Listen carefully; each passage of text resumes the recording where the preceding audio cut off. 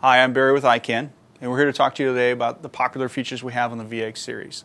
Now, whether you have a VX7 or VX9, we have lots of new features that we'd like to show you and lots of new things that we think would be interesting for you to learn.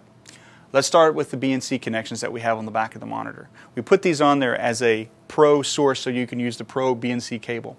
From top to bottom, we have the composite component, or HD-SDI or SDI, depending on what your needs are. Both the VX7 and VX9 have an HDMI input, and the VX9 has a YUV input or output. Let's talk a little bit about the dip switches that are on the back of your VX7 or VX9. The switches allow you to change frame rate or resolution depending on what you're shooting at with your camera.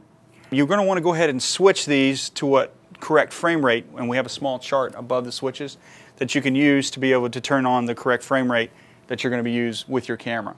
Now, you want to get this done first before you put on the battery power option, because we use the battery power option to protect those switches.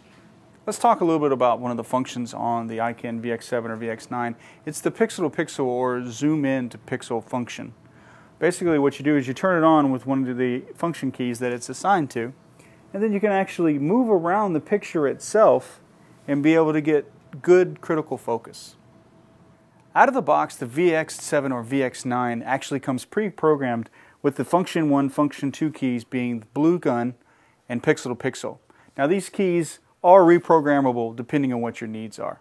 Lastly, let's talk a little bit about the blue gun or the blue screen feature we have. What it does is it allows you to actually set your monitor up and calibrate it correctly for colors. Now we have a separate video tutorial that we show you how to do that. That pretty much covers most of the popular features we have with the VX7 and VX9. If you have any more questions or need any more resources, you can always check us out online at www.ikancorp.com. Thanks for stopping by.